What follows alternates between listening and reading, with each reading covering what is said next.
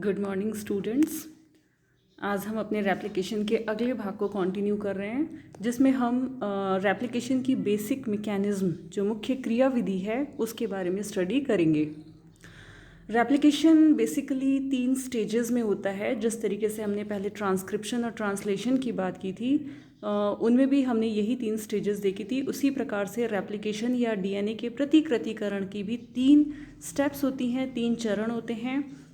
Initiation यानी आरंभन, elongation यानी दीर्घीकरण और टर्मिनेशन यानी समापन।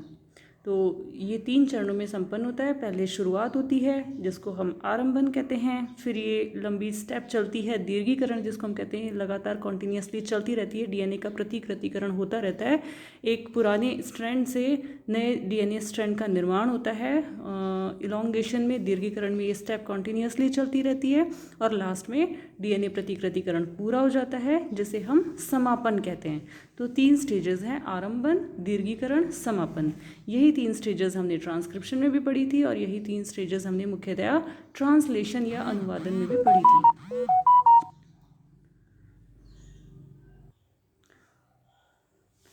इनिशिएशन यानी आरंभन। इनिशिएशन के दौरान सबसे पहले अनवाइंडिंग की प्रोसेस होती है। अनवाइंडिंग के दौरान डीएनए की जो डबल हेलिकल संरचना है, द्विकुंडलित संरचना जो है, वो दोनों कुंडलन जो है वो अनवाइंड होते हैं यानी खुलते हैं। जैसे कि हमने पहले के वीडियो में पढ़ा है कि डीएनए का जो रेप्लिकेशन होता है, उसमें सेमी कंजर्वेटिव मेथड, जो अर्ध संरक्षित मेथड है, उसको फॉलो किया जाता है, जिसमें दोनों स्ट्रैंड्स, पैरेंटल डीएनए की जो दोनों स्ट्रैंड्स हैं वो खुलती हैं और दोनों सिंगल स्ट्रैंड्स जो हैं वो एक टेम्पलेट की तरह काम करती हैं या सांचे की तरह काम करती हैं और उनके सामने कॉम्प्लीमेंट्री पूरक डीएनए जो है उसका निर्माण होता है। तो ये सबसे पहले इनिशिएशन या आरंभन में सबसे पहले जो प्रोसेस होती है वो अनवाइंडिंग की होती है, जिसमें दोनों डीएनए स्ट्रैंड्स खुलती हैं। अब यहाँ पर इनिशिएशन के दौरान कुछ एंजाइम्स बहुत इंपॉर्टेंट रोल प्ले करते हैं, जिनमें पहला एंजाइम है DNA helicase enzyme. DNA helicase enzyme that unwinds double stranded DNA by breaking hydrogen bond. ये दोनों स्ट्रैंड्स के बीच में जो हाइड्रोजन बंध है, जैसा कि हम जानते हैं कि डीएनए की दोनों स्ट्रैंड्स परस्पर नाइट्रोजन क्षारकों के मध्य हाइड्रोजन बॉन्ड्स के द्वारा जुड़े रहते हैं। एडेनिन और थाइमिन के बीच में 2 हाइड्रोजन बॉन्ड होते हैं और ग्वानिन और साइटोसिन के मध्य 3 हाइड्रोजन बॉन्ड होते हैं। तो जब दोनों स्ट्रैंड्स अलग होंगी तो इनके नाइट्रोजन क्षारकों के मध्य ये जो हाइड्रोजन बॉन्ड है, इनका टूटना बेहद आवश्यक है। और ये हाइड्रोजन बंध तोड़ने के लिए कौन सा एंजाइम प्रयुक्त होता है? DNA helicase. हेलिकल को जो तोड़ रहा है, डीएनए की हेलिकल संरचना को जो तोड़ रहा है, डीएनए हेलिकेज। तो अनवाइंडिंग में सबसे पहला काम जो है डीएनए हेलिकेज का होता है। हेलिकेज इन हाइड्रोजन बॉन्ड्स को तोड़ता है और इन दोनों स्ट्रैंड्स को अलग करता है।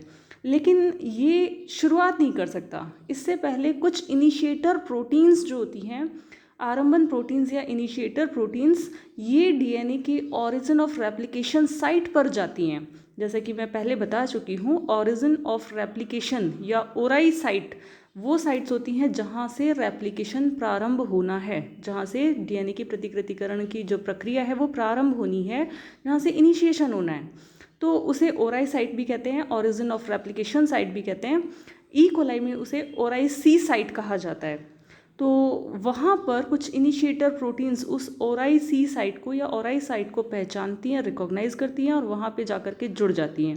फिर वो थोड़ा सा स्थान खोलती हैं, थोड़ी सी जगह, थोड़ी सी स्पेस प्रोवाइड करवाती हैं जहाँ पे ये डीएनए हेलिकेज एंजाइम जो है जुड़ सके। जैसे ही अपना स्थान ग्रहण कर लेता है या जुड़ जाता है, वैसे ही ये दोनों स्ट्रैंड्स के मध्य हाइड्रोजन बॉन्ड को तोड़ना शुरू कर देता है और डीएनए की अनवाइंडिंग करता है, यानी दोनों स्ट्रैंड्स को खोल देता है। इसके बाद अन्य जो एंजाइम या प्रोटीन है, जिसका नाम है सिंगल स्ट्रैंडेड बाइंडिंग प्रोटीन, ये इसे एसएसबीपी भी कहा जाता है। एसएसबीपी, सिंगल स्ट्रैंड बाइंडिंग प्रोटीन। इसके नाम से समझ में आ रहा है कि ये सिंगल स्ट्रैंड को जोड़ने वाली प्रोटीन है, सिंगल स्ट्रैंड से जुड़ने वाली प्रोटीन है। क्योंकि जैसे जैसे डीएनए हेलिकेज है वो आगे आगे बढ़ता जाएगा, रेप्लिकेशन फॉर्क के साथ साथ मूव करेगा और आगे के डीएनए के मध्य जो हाइड्रोजन बॉन्ड है उनको तोड़ता जाएगा। तो पॉसिबिलिटी है कि पीछे वाले, क्योंकि कॉम्प्लीमेंट्री नाइट्रोजन क्षारक आमने सामने ही है, तो पीछे वापस से ये डीएनए स्ट्रैंड्स जो हैं फिर से जुड़ जाएं और उनमें फिर से वाइंडिंग या कॉइलिंग हो जाए। तो उस वाइंडिंग या कॉइलिंग को रोकने के लिए अब उस दोनों सिंगल स्ट्रैंड्स पे कुछ प्रोटीन्स जुड़ जाती हैं, जिससे ये वापस से नहीं कॉइल हो, वापस से कॉइल ना हो। तो उस कॉइलिंग को रोकने के लिए यहाँ पर सिंगल स्ट्रैंडेड बाइंडिंग प्रोटीन की आवश्यकता होती है। Protein that binds to single stranded DNA during replication and prevents it from annealing with a complementary strand and forming secondary structures. ये वो प्रोटीन है जो रेप्लिकेशन के दौरान सिंगल स्ट्रैंडेड डीएनए से जुड़ जाती हैं और उन्हें पुनः जोड़ने से रोकती हैं। इसके पश्चात एक और एंजाइम जो इनिशिएशन में बेहद महत्वपूर्ण है वो है DNA gyrase. Topoisomerase enzyme in E. coli that relieves the torsional strain that build up ahead of the replication fork. ये एक टोपोआइसोमरेज कैटेगरी का एंजाइम है डीएनए गायरेज।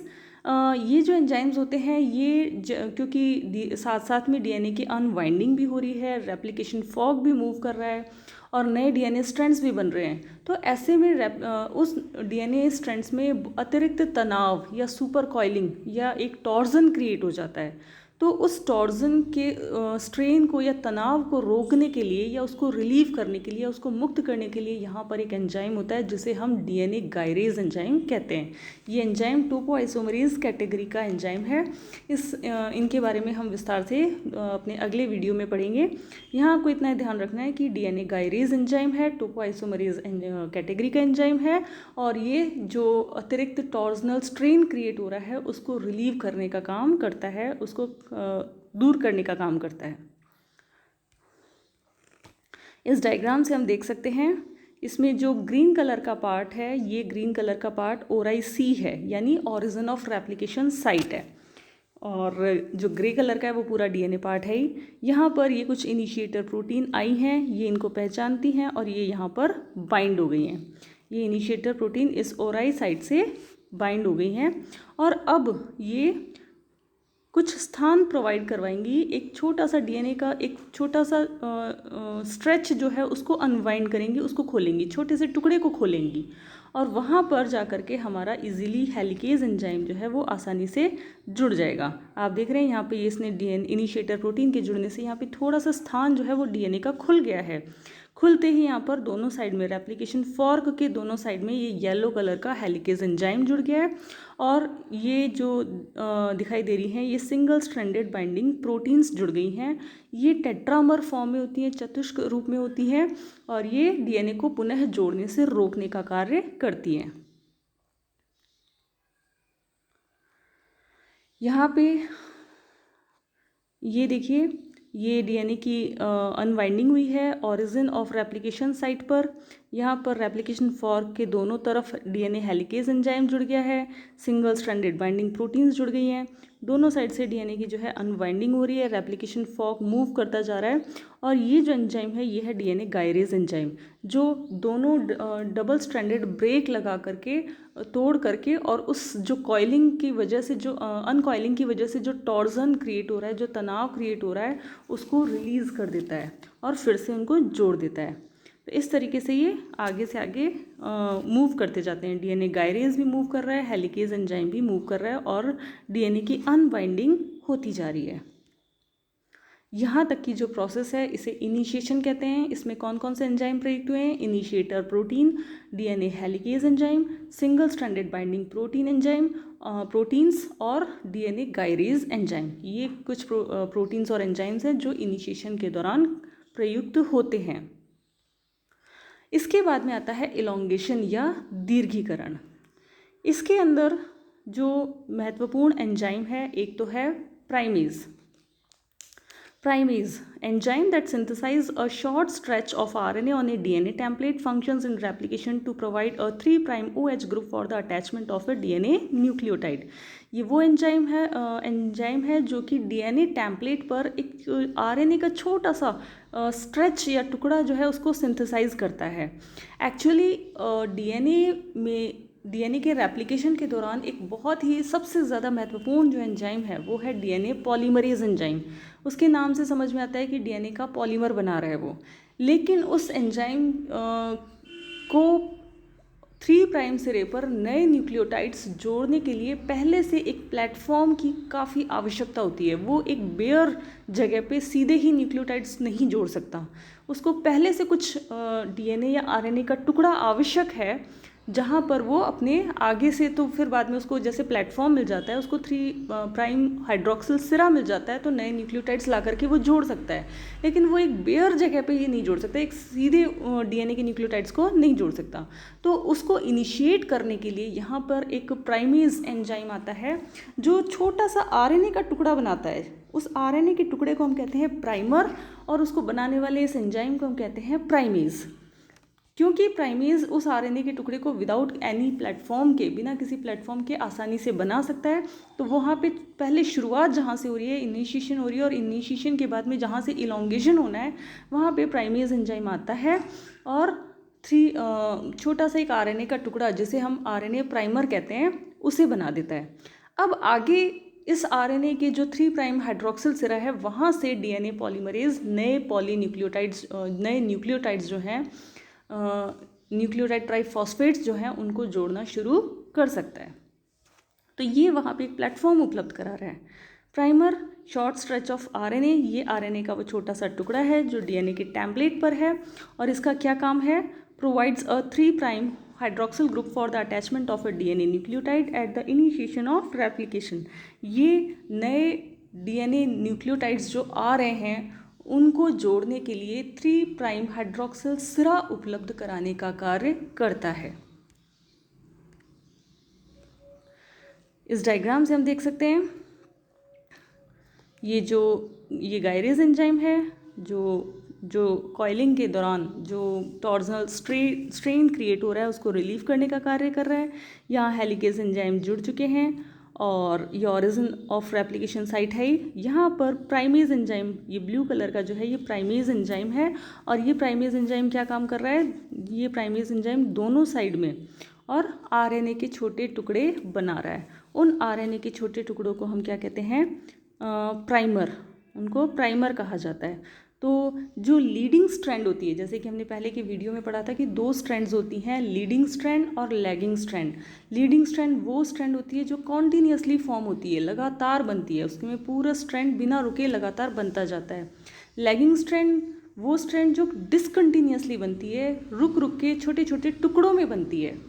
उन फ्रेगमेंट्स को ओकाज़ाकी फ्रेगमेंट्स कहते हैं। तो लीडिंग स्ट्रैंड पर तो हमें केवल एक प्राइमेज एंजाइम की आवश्यकता है शुरुआत में, वो एक प्राइमर बनाएगा, और उसके आगे लगातार हमारी लीडिंग स्ट्रैंड बनती जाएगी, लगातार 3 प्राइम हाइड्रोक्सिल सिरे पर नए डीऑक्सी न्यूक्लियोटाइड ट्राइफॉस्फेट्स आकर के जुड़ते जाएंगे। लेकिन लैगिंग स्ट्रैंड्स पर, क्योंकि ये टुकड़ों में बन रही है, बार बार रुक रुक के बन रही है, छोटे छोटे बीच बीच में गैप्स आ रहे हैं, तो ऐसे में हमें कई प्राइमेज एंजाइम की आवश्यकता होगी, जो कई जगह अपने नए नए प्राइमर्स लगाएंगे, और उन प्राइमर्स से आगे कुछ टुकड़ों में डीऑक्सीराइबोज न्यूक्लियोटाइड ट्राइफॉस्फेट्स आकर के जुड़ सकते हैं। तो आप यहाँ देख रहे हैं कि यहाँ पर तो ये जैसे लीडिंग स्ट्रैंड है उसमें कॉन्टीन्यूसली बनेंगे, जबकि लैगिंग स्ट्रैंड में छोटे छोटे टुकड़ों में बनेंगे। जो ग्रीन कलर के दिखाई दे रहे हैं, ये ग्रीन कलर के हमारे आरएनए प्राइमर हैं, जो ये यहाँ पे बनते हैं। DNA synthesis by DNA polymerase, ये डीएनए पॉलीमरेज एंजाइम जो है, डीएनए रेप्लिकेशन का सबसे मेन एंजाइम है। ई कोलाई के अंदर मुख्यतः 5 प्रकार के डीएनए पॉलीमरेज एंजाइम होते हैं। डीएनए पॉलीमरेज 1, 2, 3, 4 एंड 5, जिसमें से डीएनए पॉलीमरेज 1 और 3 डीएनए के रेप्लिकेशन में काम में आते हैं, जबकि 2, 4 और 5 मुख्यतया डीएनए के रिपेयरिंग के दौरान काम में आते हैं। सबसे पहले हम बात करते हैं डीएनए पॉलीमरेज 3rd एंजाइम की। DNA polymerase 3 is a large multi-protein complex that acts as the main workhorse of a replication. सबसे मुख्य एंजाइम है रेप्लिकेशन का। DNA polymerase 3 synthesizes DNA by adding new nucleotides to the 3' end of a growing DNA strand. This enzyme has 2 enzymatic activities, 5' to 3' polymerase activity and 3' to 5' exonuclease activity.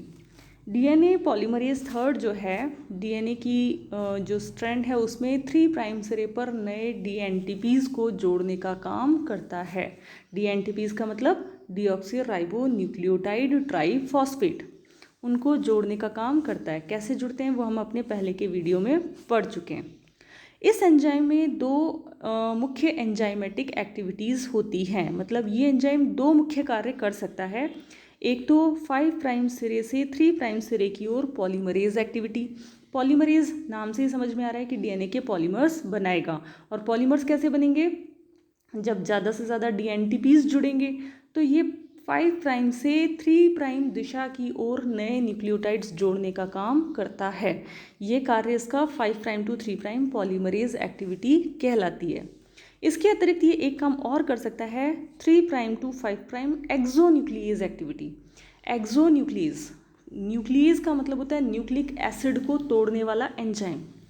Nucleus का मतलब है nucleic acid को तोड़ने वाला enzyme. दो type के होते हैं, एंडोन्यूक्लियस, एक्सोन्यूक्लियस।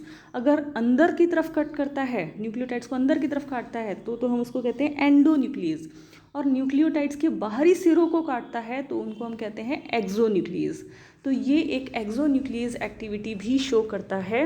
यहाँ पर ये 3 प्राइम से 5 प्राइम दिशा की ओर बाहरी सिरों को काटने की क्षमता भी रखता है। इस एक्टिविटी को हम कहते हैं 3 prime to 5 prime exonuclease activity.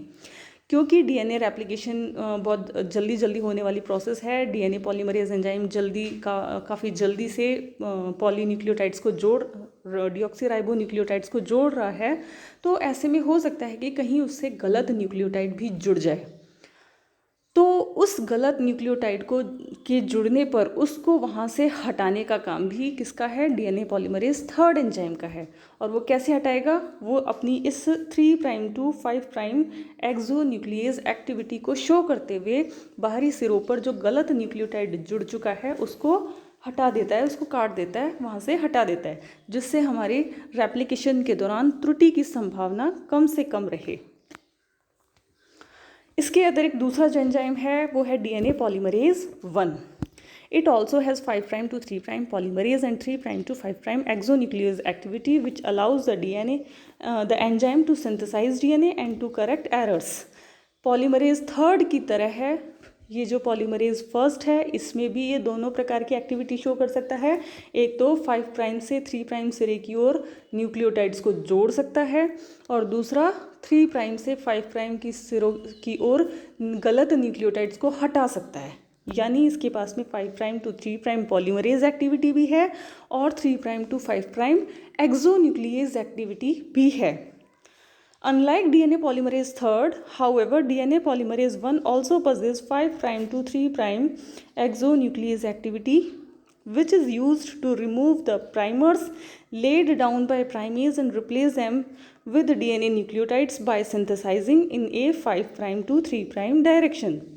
लेकिन इसमें एक और भी खास विशेषता है जो कि DNA polymerase III में नहीं है, और वो विशेषता है इसकी 5 प्राइम से 3 प्राइम एक्सोन्यूक्लियेज एक्टिविटी। मतलब ये दोनों दिशाओं में न्यूक्लिक एसिड को काट सकता है, बाहरी सिरों को काट सकता है। 3 प्राइम से 5 प्राइम सिरे की तरफ भी काट सकता है और 5 प्राइम से 3 प्राइम सिरे की ओर काट सकता है। ये एक्टिविटीज़ की कहाँ काम आएगी?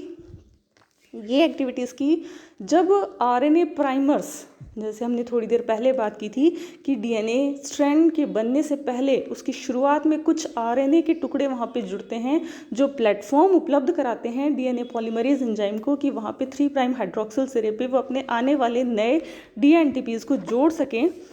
तो वहाँ पे आरएनए जुड़े हुए हैं, तो उन आरएनए को बाद में हमको हटाना भी है, क्योंकि हमें तो वहाँ डीएनए चाहिए, हमें आरएनए चाहिए ही नहीं वहाँ पे। तो वो तो केवल एक बार शुरुआत के लिए लगे हुए हैं कि वहाँ पे उनको एक प्लेटफॉर्म मिल जाए। तो अब उन आरएनए के जो टुकड़े हैं जिन्हें हम प्राइमर कह रहे हैं, उन प्राइमर्स को बाद में हटाना भी ज़रूरी है।